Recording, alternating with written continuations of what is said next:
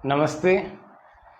आज स्वामी न्यूज़ के इस विशेष सत्र रविवार विशेष में हम जानेंगे कि वर्षा ऋतु में हमें कौन सा आहार करना चाहिए और कौन सा आहार नहीं करना चाहिए।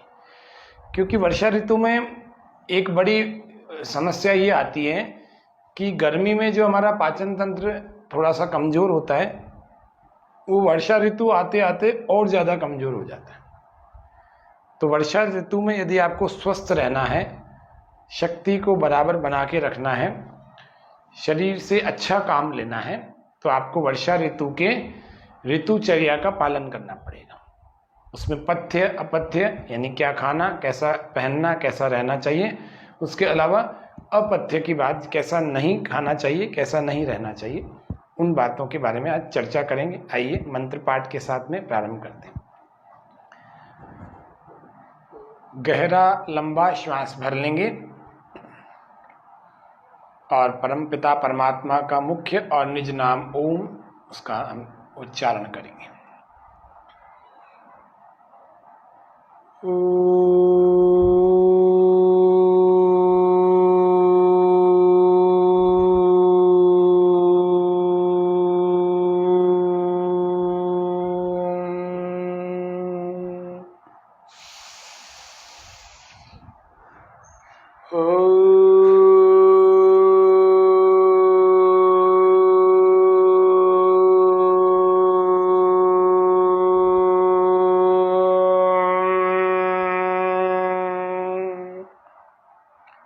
तच्चक्षुर्देवहितं पुरस्तात् शुक्रमुच्यरत् पश्येम शरदः शतं जीवेम शरदः शतं शृणुयाम शरदः शतं प्रब्रवाम शरदः शतमदीना स्याम शरदः शतं भूयश्च शरदः शतात्।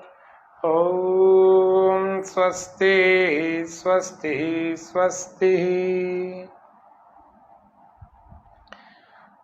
हमारे भारतवर्ष में 12 माह के प्रत्येक 2-2 माह में एक एक ऋतु की व्यवस्था की गई है।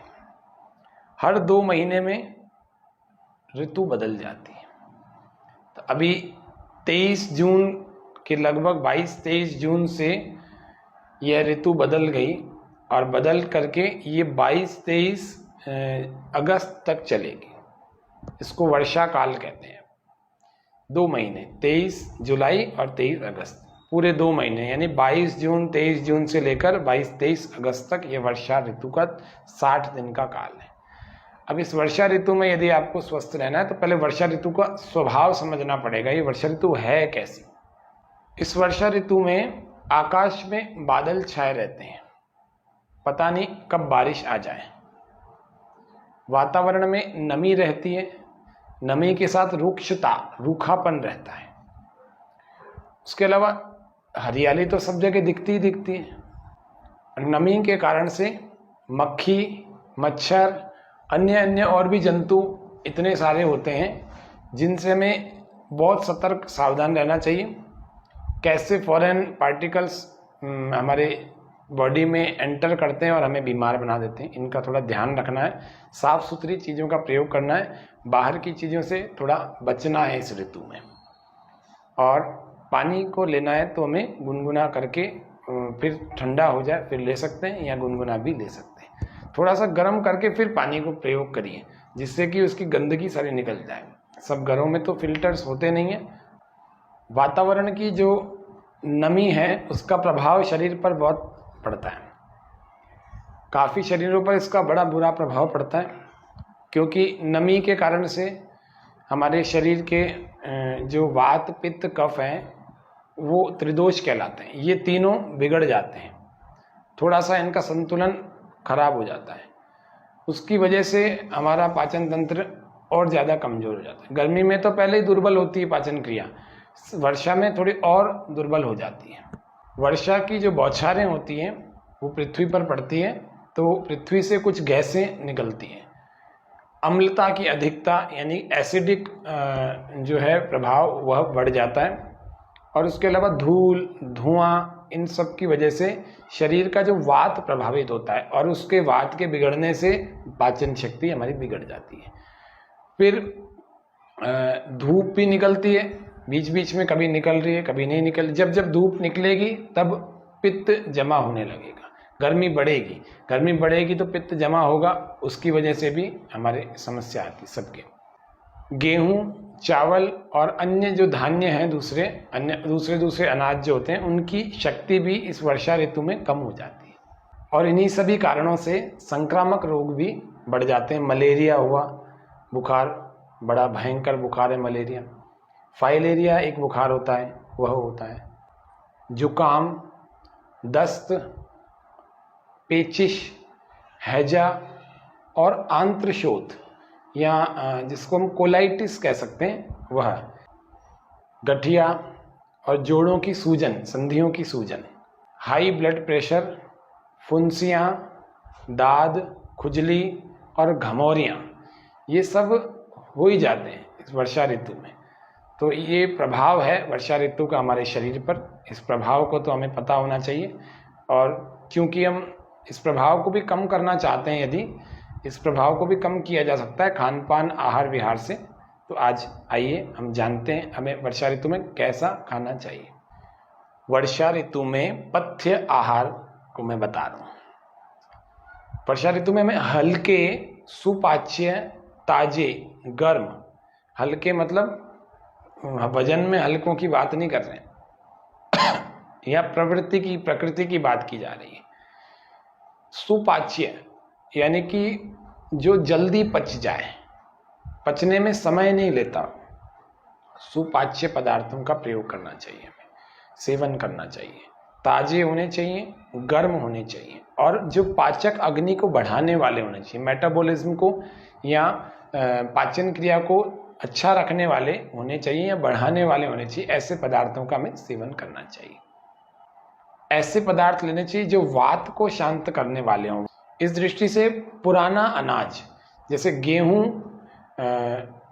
जौ, शाली, साठी चावल, मक्का, जिसको अपन आज भुट्टे के रूप में प्रयोग करते हैं अभी इन दिनों, तो मक्का, सरसों, राई, खीरा, खिचड़ी, दही, मट्ठा, मूंग और अरहर की दाल, ये हमारे लिए हितकारक हैं इस ऋतु में। सब्जियों में यदि देखें, लौकी, भिंडी, तुरई, टमाटर और पुदीना की चटनी। फलों में सेब, केला, अनार, नाशपाती, पके हुए जामुन और पके हुए देशी आम, और घी और तेल से बनी हुई नमकीन पदार्थ भी लिए जा सकते हैं इस ऋतु में। आम का और दूध का सेवन विशेष रूप से इस ऋतु में लाभकारी है। आम मीठा, ताज़ा और पका हुआ ही होना चाहिए। कच्चा और पका हुआ, नेपाल से उतरा हुआ आम लाभ की जगह हानि करेगा, इसीलिए ऐसे आम से हमें बचना चाहिए। जिन लोगों को वजन बढ़ाना है वो पके हुए आम को चूस करके ऊपर से दूध पी लेंगे तो उनका शरीर पुष्ट हो जाएगा। जिन लोगों को वजन बढ़ाने की बहुत इच्छा है, वे लोग यदि एक समय भोजन के स्थान पर आम और दूध का उचित रूप से प्रयोग करेंगे तो उनके शरीर में ताकत, सुडौलता और पुष्टि आती है। इसी प्रकार पके हुए, बिना दाग वाले यानी पके हुए गूदेदार ताजे जामुनों का यदि हम नियमित रूप से प्रयोग करें तो त्वचा के रोग दूर होते हैं। प्रमेह रोगों में लाभ होता है, जो सेक्सुअल डिजीज होती है उनमें। इन्हीं जामुनों के प्रयोग से फोड़े फुंसियों में और जलन यदि शरीर में कहीं है तो उनमें भी विशेष रूप से लाभ प्राप्त होता है। भुट्टा खाने के बाद छाछ यदि पी जाए तो वो अच्छी प्रकार से पच जाता है। वर्षा ऋतु में यदि हम पाचन शक्ति को अच्छा रखना चाहते हैं तो दही की लस्सी में लौंग, त्रिकटु मतलब सौंठ, पिपली और काली मिर्च, इसको त्रिकटु कहते हैं। आयुर्वेद में बड़ा प्रसिद्ध ये पूरा फॉर्मूला है। तो लौंग, त्रिकटु, अजवाइन, काला नमक और सेंधा नमक डाल करके इस लस्सी को पीने से पाचन क्रिया हमारी अच्छी हो जाती है। क्योंकि आपको पहले ही बताया था कि वर्षा ऋतु में पाचन क्रिया बहुत कमजोर हो जाती है, इसीलिए पेट की बहुत ज़्यादा समस्याएं होने लगती है। व्यक्ति को लगता है कि मेरा पाचन तंत्र कैसे गड़बड़ हो गया, अभी तो थोड़े दिन पहले सही था, भोजन पचता ही नहीं, नई भूख नहीं लगती। नई भूख नहीं लगती तो आयुर्वेद में ऋषि कहते हैं कि सर्व रोग हरि क्षुधा, अर्ध रोग हरि निद्रा, यानी कि शरीर के आधे से ज्यादा रोगों को नींद प्रॉपर, अगर आपकी स्लीपिंग है, बिल्कुल ठीक ठीक समय पर आप सोते हैं, तो निश्चित रूप से आपकी नींद जो है आधे से ज्यादा रोगों का हरण कर लेती है, आधे रोगों का हरण कर लेती है। और आधे से ज्यादा रोग आ घेरते हैं उस व्यक्ति को जिस व्यक्ति की नींद बराबर नहीं हो रही, सही समय पर नहीं हो रही। 6 से 8 घंटे की यदि नींद नहीं हो पा रही तो हमारे को कई सारी समस्याएं आ सकती हैं, यहाँ तक कि देखा गया है न्यूरो की प्रॉब्लम्स भी आ जाती है लोगों को। इंसोम्निया को जब व्यक्ति अच्छा, इंसोम्निया भी एक बड़ा रोग है जिसको नींद नहीं आ रही। एक तो जबरदस्ती सो नहीं रहा, रात को देर देर तक जाग रहा है, और एक नींद आ ही नहीं रही। ये दो अलग अलग रोग हैं। पहले वाले को तो हम ठीक कर सकते हैं सही समय पर सो करके, दूसरे वाले के लिए कुछ यौगिक क्रियाएं और कुछ प्राकृतिक चिकित्सा है, उसका उपयोग करके हम कर सकते हैं। क्योंकि आज हमारा ऋतुचर्या का प्रकरण है, विषय है, इसीलिए हम आज नींद पर विशेष बात नहीं करके उस बात को कर रहे हैं कि सर्व रोग हरि क्षुधा, सर्व रोग हरि क्षुधा, यानी कि सभी रोगों का हरण कर सकती है भूख, यदि हमारे को प्रॉपर भूख लगती है तो। अब डाइजेशन की बात यही चल रही थी कि डाइजेशन जिसका अच्छा है उसको भूख भी बराबर लगेगी, और सही समय पर यदि भोजन करेगा, सही पदार्थों का सेवन करेगा। आप सब लोग घरों में रहते हैं, जंगल में कोई नहीं रहता, घरों में लगभग काफ़ी सुविधाएं रहती हैं, आप अपनी इच्छा से कुछ भी खा सकते हैं, कुछ भी पी सकते हैं, लेकिन इन नियमों में रह करके यदि खाएंगे पिएंगे तो आपकी वर्षा ऋतु बड़ी सुखदायक होगी आप सबके लिए। तो इसीलिए जो लोग मजबूर है उनके लिए तो है नहीं, आयुर्वेद तो कहता है ये तो सुकुमार पतियों के लिए है। सुकुमार पति यानी जो कर सकते हैं इसको, जो कर सकते हैं का मतलब जिसके पास साधन है। अभी किसी को कह दिया कि रात को दही नहीं खाना, अब कोई मजदूर व्यक्ति है उसको रात को मिलता ही दही है, वो क्या करेगा, थोड़ा मीठा करके खा लेगा, नुकसान कम होंगे। लेकिन सामान्य रूप से आप घरों में सारी सुविधाओं के बीच रहते हैं तो आप अपनी इच्छा से जो चाहे कर सकते हैं, तो कम से कम जब जो चाहे कर सकते हैं तो फिर अच्छे नियमों का पालन क्यों नहीं करें। तो दही की लस्सी बना करके उसमें सौंठ, काली मिर्च और पिप्पली, ये 3 चीजें जो है त्रिकटु कहलाती हैं। तो लौंग और त्रिकटु, काला नमक, सेंधा नमक और अजवाइन, ये 5 चीजें इसमें डाल करके आप ले सकते हैं। इससे आपके पाचन में बड़ा सुधार हो जाएगा, पाचन क्रिया आपकी अच्छी हो जाएगी। एक तो ये किया जा सकता है। लहसुन की चटनी और शहद को पानी में या दूसरे कोई ऐसे पदार्थ हों जो कि गर्म ना हो, उनमें मिला करके हम ले सकते हैं। आयुर्वेद में आप सुनते हैं वात पित्त कफ के तीनों दोषों में से किसी के बिगड़ जाने से या त्रिदोष के असंतुलन के कारण से कोई रोग जन्म लेते हैं। तो इस वाली ऋतु में वात और कफ, ये 2 दोष बिगड़ जाते हैं।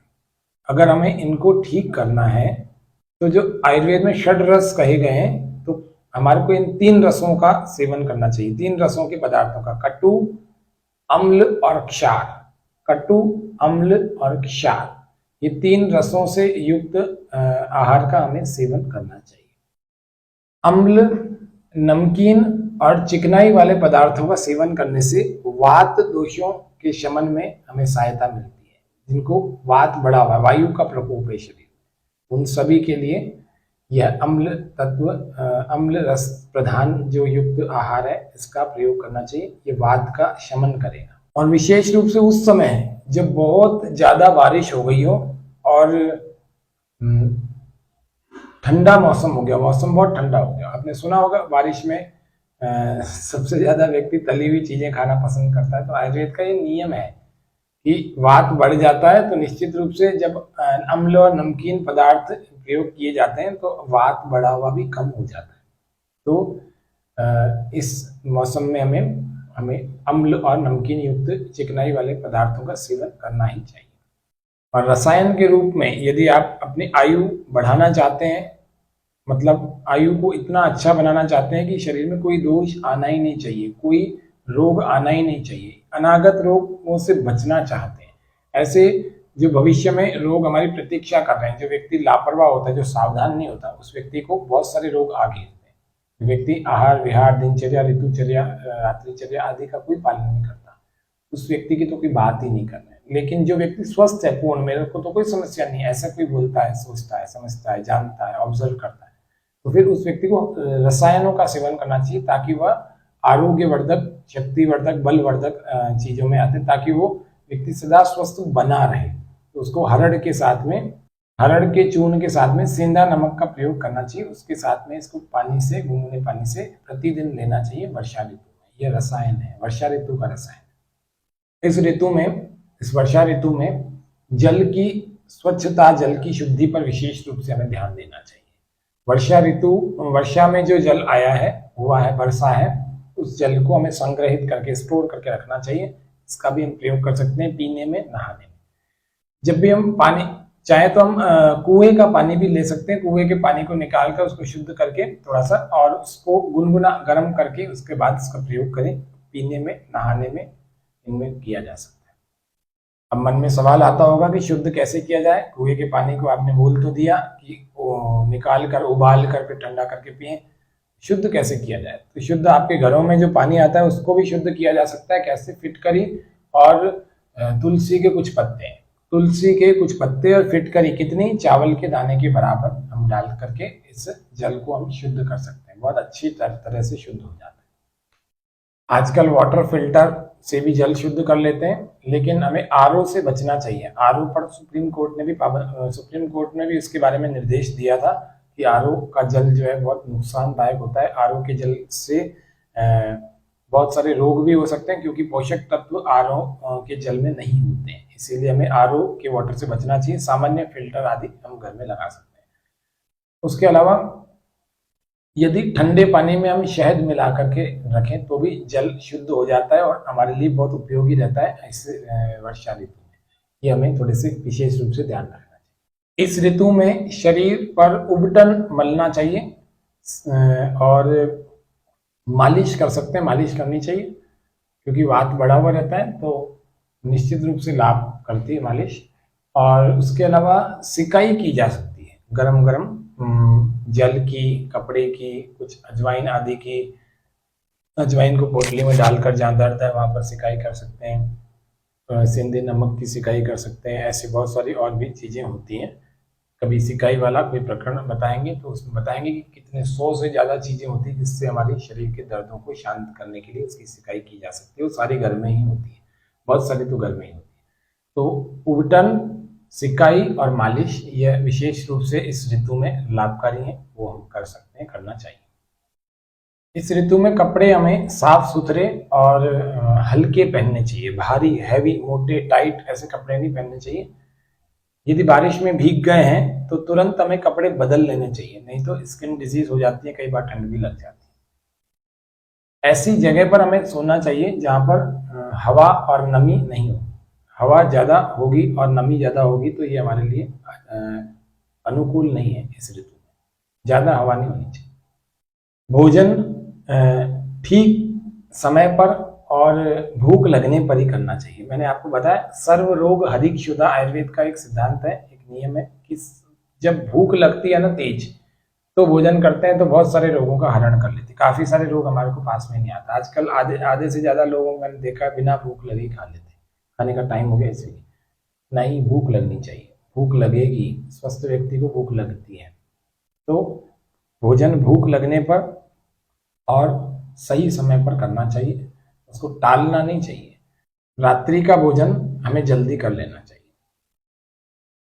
रात को मच्छरों से बचने के लिए, दिन में रात को कभी भी मच्छरों से बचने के लिए स्किन पर दूसरा कोई केमिकल आदि ना लगा करके मच्छरदानी का प्रयोग करें। मच्छरदानी को ओढ़ करके सोएं, आपको पूरी रात भर कोई मच्छर परेशान नहीं करेगा। आसपास में कहीं पानी जमा हो रखा है, गड्ढों में जमा हो रखा है, वहां पर कीड़े उड़ रहे हैं, बहुत सारे गंदगी पनपती है, उसको साफ करते रहें, समय समय पर साफ करें।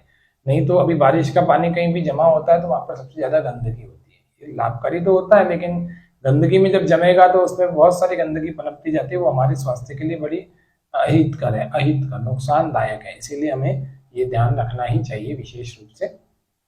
यदि कहीं ऐसे गड्ढे हैं जहाँ पानी भरे रहने की संभावना है, वहां पर कीटनाशक छिड़क सकते हैं, जिससे कि वहां पर कीड़े जमा नहीं हो, मच्छर जमा नहीं हो। इस ऋतु में क्या नहीं खाना चाहिए, इस बारे में अभी हम चर्चा करते हैं। तो अपथ्य आहार विहार को अब हम जानते हैं। अपथ्य, वर्षा ऋतु में अपथ्य आहार विहार। इस ऋतु में पत्ते वाली सब्जियां नहीं खानी चाहिए, क्योंकि वर्षा ऋतु में सबसे ज्यादा संक्रमण होता ही पत्ते वाली सब्जियों में। ठंडे और रूखे पदार्थों को हमें नहीं लेना चाहिए। चना, मोठ, उड़द, जौ, मटर,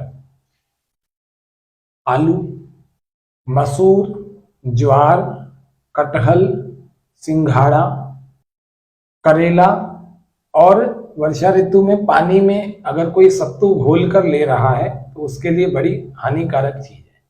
इसीलिए वर्षा ऋतु में सत्तू नहीं लेना चाहिए। और जितनी सारी चीजें मैंने बताई, इनका भी सेवन वर्षा ऋतु में हमें नहीं करना चाहिए। करेंगे तो हानि होगी, शरीर बीमार हो जाएगा। वर्षा ऋतु में जब वर्षा कम होती है तब पित्त का प्रकोप बढ़ने लगता है। इसीलिए इस ऋतु में जब वर्षा कम हो रही है तब हमें, कई बार होता है 15-15 दिन वर्षा ही नहीं हो रही है।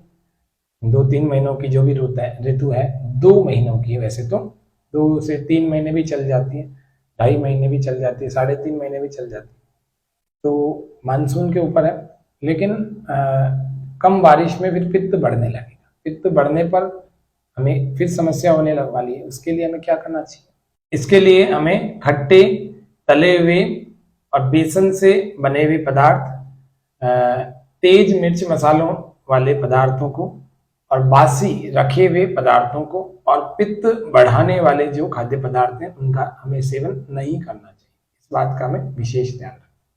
एक लोकोक्ति भी है, आपने सुनी होगी, कि हमें श्रावण मास में दूध, भाद्रपद में छाछ, क्वार में करेला और कार्तिक में दही का सेवन नहीं करना चाहिए। दिन में सोना, धूप में घूमना या सोना, अधिक मैथुन, अधिक पैदल चलना और अधिक व्यायाम करना, ये सब हानिकारक हैं हमारे लिए इस वर्षा ऋतु में। भारी भोजन, बार बार भोजन और भूख न लगने पर भी भोजन करने से हमें बचना चाहिए। रात को तो दही और मट्ठा बिल्कुल गलती से भी, भूल से भी नहीं लेना चाहिए। नमी युक्त, जिसमें मॉइस्चर आ गया है, ऐसे न तो वस्त्रों का हमें प्रयोग करना चाहिए।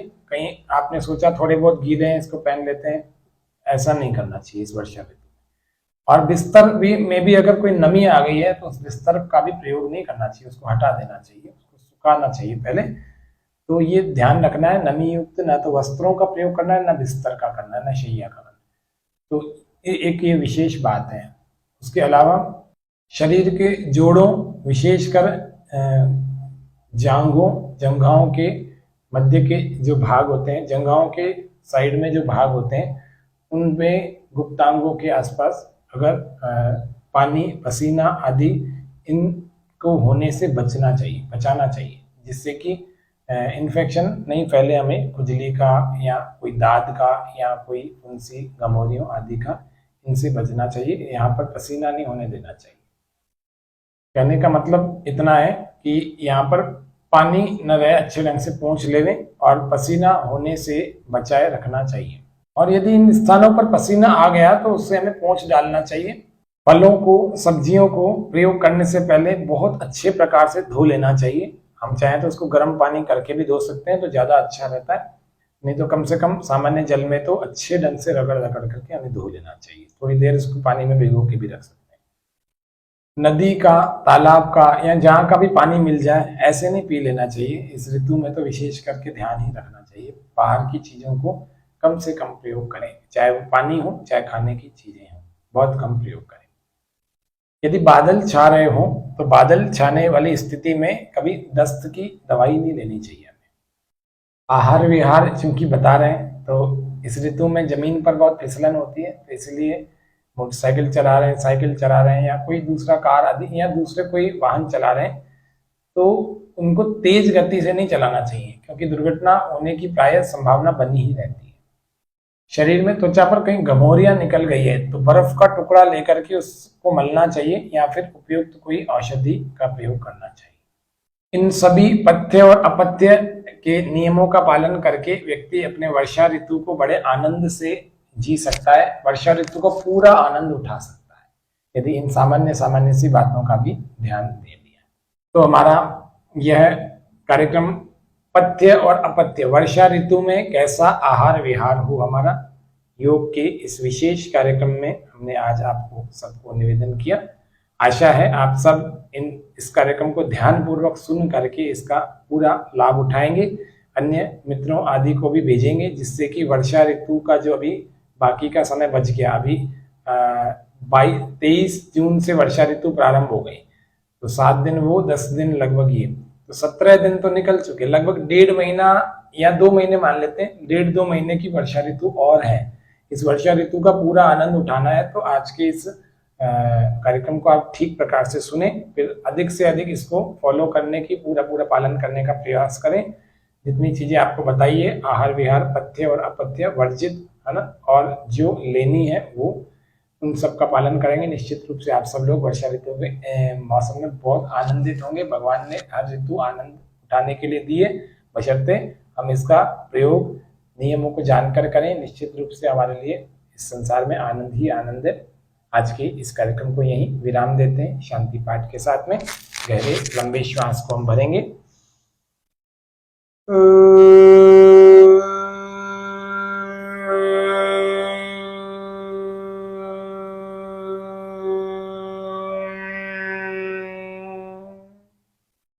सर्वे भवन्तु सुखिनः, सर्वे सन्तु निरामया, सर्वे भद्राणि पश्यन्तु, मा कश्चित् दुःखभाग् भवेत्। ओम शांति शांति शांति। सर्वेभ्यो नमः।